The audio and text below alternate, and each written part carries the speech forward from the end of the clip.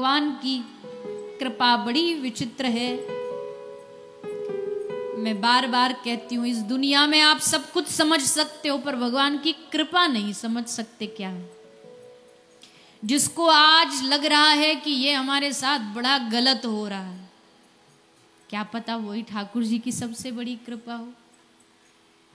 एक लाइन हम हमेशा सुनते हैं ना, जो हो रहा है अच्छे के लिए हो रहा है। और ये लाइन मुझे लगता है दुनिया की सबसे पुरानी और घिसी पिटी लाइन है कि नहीं? पर आज भी हर जगह काम आती है। इसका मतलब इस लाइन में सच्चाई है, ताकत है बहुत बड़ी।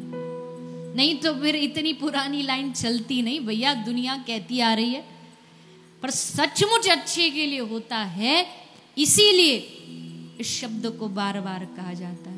पर वर्तमान में वो बात समझ नहीं आती। वर्तमान में तो भगवान को हम फिर खूब सुनाते, प्रभु तुमने ये कर दिया, भगवान तुमने ऐसा कर दिया, भगवान मन ही मन हंसते रहते। बेटा तू अभी आगे देख। बहुत पुरानी कहानी है ना वो राजा वाली, वो राजा की उंगली कट गई, उसका मंत्री था, वो हमेशा कहता था जो होता है अच्छे के लिए होता है, जो होगा अच्छा होगा। राजा बोले अच्छा जेल में डालो इसको, मेरी उंगली कट गई, ये कह रहा जो होता अच्छे के लिए होता, डालो इसको कारागार में।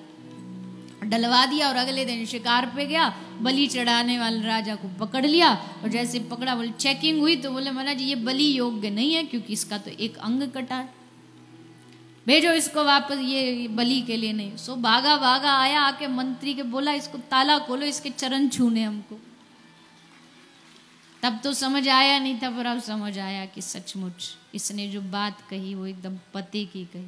पर उस समय नहीं समझ आता, उस समय लगता है पता नहीं हमारे साथ ही ऐसा क्यों हो रहा है, हमारे जीवन में ही ऐसा क्यों हो रहा है। पर ठाकुर जी बैठे बैठे मुस्कुरा रहे हैं कि तू धैर्य तो रख, तू प्रतीक्षा तो कर, तू मेरी लीला देख तो सही, तू मेरी कृपा देख तो सही। मेरी कृपा को तू क्या समझेगा।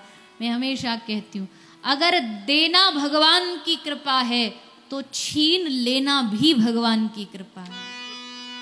पर छीन लेना कृपा ये हम समझते नहीं, जब देते हैं हाँ तब तो बढ़िया है,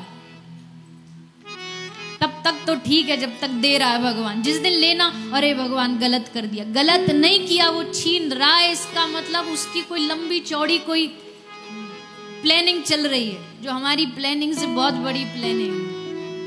वो छीन रहा है तो इसका मतलब कुछ आगे विचार करके बैठा है।